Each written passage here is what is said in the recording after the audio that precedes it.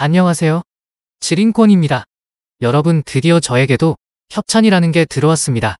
이번에 제가 협찬을 받게 된 제품은 G7 SE 게임 패드입니다. 제 유튜브를 자주 보시는 분들은 아시겠지만 제가 맨 처음 패드 리뷰를 하면서 추천해드렸던 패드가 G7인데 G7의 스페셜 버전인 패드입니다. 사실 이번 패드 협찬은 받지 말까도 고민했습니다. 왜냐면 G7의 상위 버전인 T4K를 이미 리뷰했는데 이 시점에서 G7 SE를 협찬받아서 리뷰를 한다는 게 좀 꺼림직스러웠거든요. 근데 막상 받고 보니 이 패드 여러분들에게 소개해드려도 괜찮겠다 싶은 정말 좋은 패드였습니다. 먼저 이 패드의 성능을 eSwap S 프로 엑스박스 4세대 패드와 비교 테스트로 이 패드의 기본 성능이 얼마나 좋은지를 테스트해본 후 G7 T4K에 비해 어떤 우위점이 있는지 알아보도록 하겠습니다. 먼저 비교 테스트입니다. 비교 테스트는 패드의 스틱 정확도와 폴링 레이트 테스트를 할 예정입니다. 먼저 eSwap S의 스틱 테스트입니다.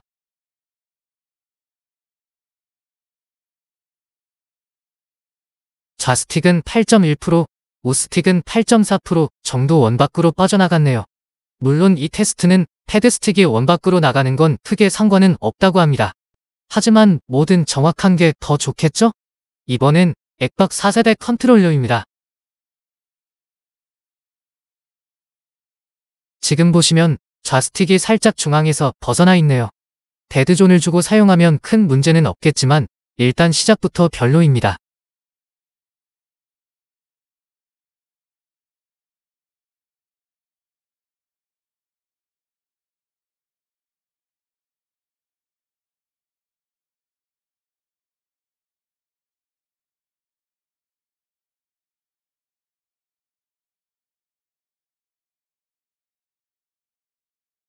일단 딱 봐도 패드가 별로입니다.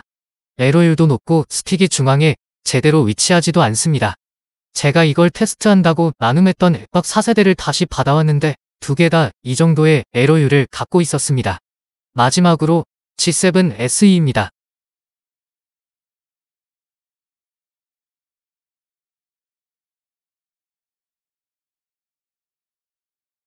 에러율이 0.5%밖에 안 되네요. 심지어 가격도 앞에 패드들보다 저렴한 걸 생각해보면 이 패드가 얼마나 가성비가 좋은지 알 수 있습니다.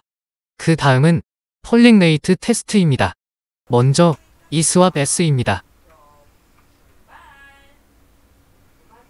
폴링 레이트 252Hz로 나오네요. 물론 eSwap S는 오버클럭 시 500Hz까지 나옵니다. 하지만 저는 갑자기 오버클럭이 안 먹어서 그냥 순정 상태로 쓰고 있습니다. 이번엔 액박 컨트롤러입니다.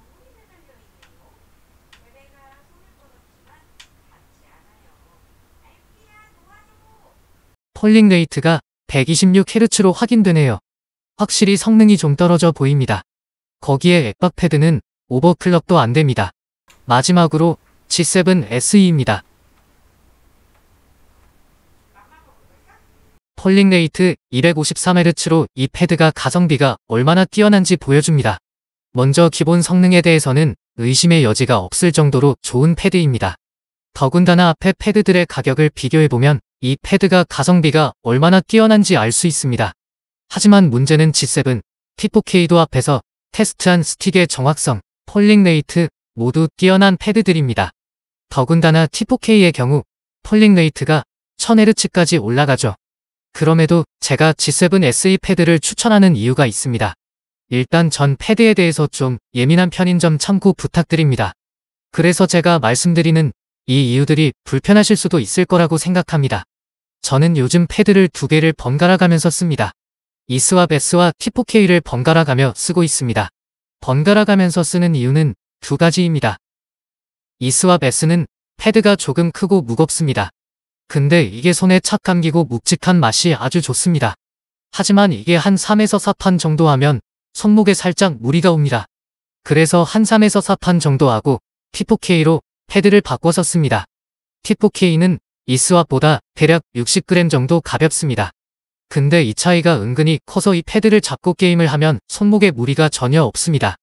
그러면 그냥 T4K를 쓰면 되지 뭐하러 eSwap을 쓰는 거야? 라고 하실 수도 있습니다. 근데 지금 말씀드릴 이유 때문에 eSwap도 계속 쓰고 있습니다. 바로 패드 버튼의 높이입니다. 공식 사이트 기준 이스왑 0.3mm, T4K 0.6mm입니다. 제가 예전에 G7 패드를 추천하면서 키 씹힘이 간혹 발생한다고 알려드렸었습니다. 하지만 기계식 버튼이면 키 씹힘이 있다는 게 말이 안 됩니다. 그럼에도 제가 키 씹힘이 있다고 한 이유는 사실 제품의 문제라기보다 제 문제인데, 제가 게임 중 급박한 상황이 오면 버튼을 생각보다 살짝 누르더라고요. 그러다 보니 기계식 특유의 쫀득한 키압과 더불어 0.6mm이라는 높은 버튼을 제대로 못 누를 때가 많았습니다. 반대로 이스왑의 경우 키가 낮으니 키압이 다소 높더라도 제 기준에선 키 씹힘이 없는 패드가 되는 거죠. 하지만 버튼의 높이가 낮다고 또 무조건 좋은 건 아닙니다. 저야 만족하고 쓰지만 다른 분들은 스치기만 해도 입력이 된다고 버튼이 낮은 걸 싫어하시는 분들도 계시거든요. 진짜 완벽히 개인의 호불호의 영역인 거죠. 지금 보여드리는 패드는 G7 SE인데 T4K G7과 같이 버튼의 높이는 0.6mm인데 멤브레인 방식이기 때문에 키압이 낮아서 제 기준으로는 빠르게 버튼을 입력하더라도 키 씹힘이 없었습니다. 거기에 멤브레인 방식의 고질적인 키 씹힘도 이 패드는 전혀 없었습니다. 무게도 233g으로 T4K보단 묵직하고 이스왑보단 가벼워서 손목에 무리가 없으면서도 손에 착착 감기는 맛이 있었습니다.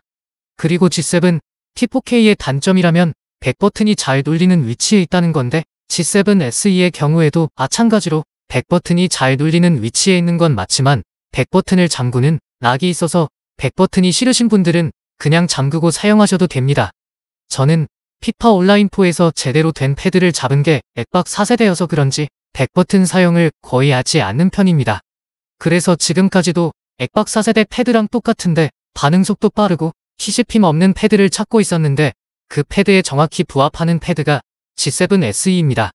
실제로 손이 너무 편해서인지 주말 내내 한 번도 T4K 이스왑을 잡지 않고 이 패드만 썼습니다. 저한테는 G7, T4K 이스왑보다 훨씬 편하고 좋은 패드인 거죠. 솔직히 말해서 이미 다른 고가형 패드를 구입을 하셨다면 제가 예민해하는 부분들에 공감을 하지 않는 이상 구매하실 필요는 없다고 생각합니다. 하지만 입문용 패드를 구매하시거나 저와 같은 문제를 겪고 계신 분들이라면 이 패드만 한 선택은 없다고 생각합니다. 이제 제가 이 패드로 공식 경기를 플레이한 영상을 보여드리겠습니다. 판단은 여러분이 하시면 좋을 것 같습니다. 그리고 T4K 패드를 나눔을 할까 합니다.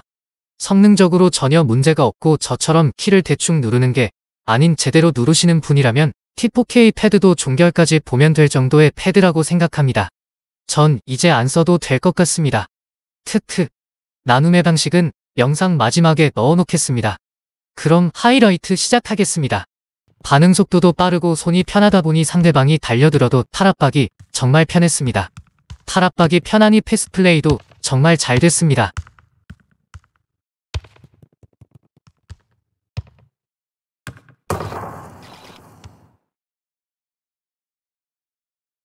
반대로 빠른 압박도 가능하고 개인기 사용도 쉬웠습니다.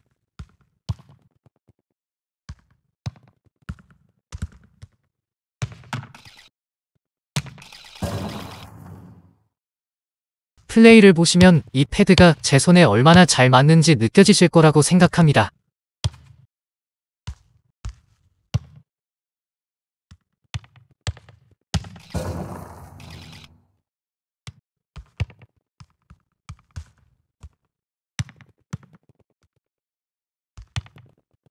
패드에 신경을 안 쓰고 게임을 하니 플레이 설계도 확실히 더 편해지네요.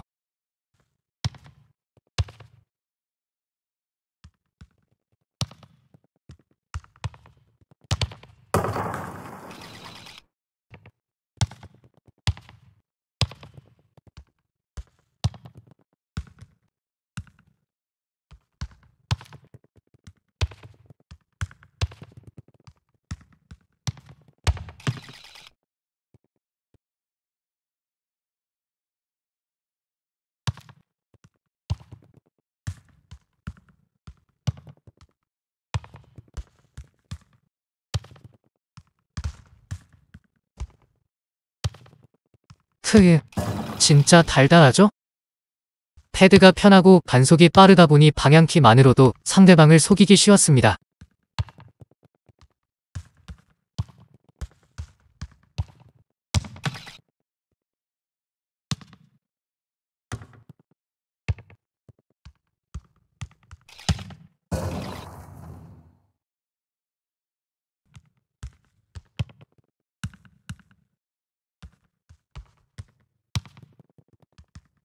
침투 방향을 바꿔주는 플레이도 정말 잘 되네요.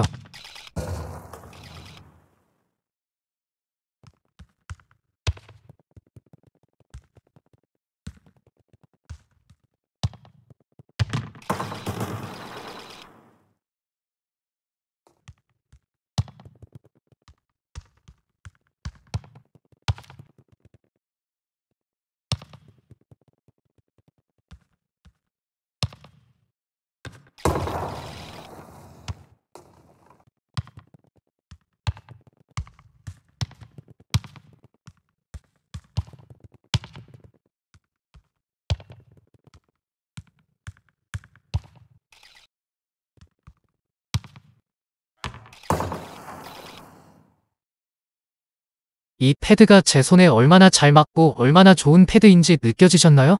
더불어 제가 이 패드를 잡고 부캐는 10판, 본캐는 5판을 진행했는데 15판이나 했음에도 불구하고 손과 손목에 피로가 전혀 없었습니다. 만약 저와 같은 문제를 겪고 계신 분들이라면 G7 SE 패드를 적극 추천드립니다. 이제 T4K 나눔 방법에 대해 알려드리겠습니다. 방법은 제 이메일로 성함, 연락처, 주소를 남겨주시면 추첨을 통해 보내드리도록 하겠습니다. 기왕이면 영상에 댓글도 남겨주시면 감사하겠습니다. 오늘의 영상은 여기서 끝입니다. 여러분들의 티어 상승에 도움이 되었으면 좋겠습니다. 영상이 유익하셨다면 구독과 좋아요 부탁드립니다.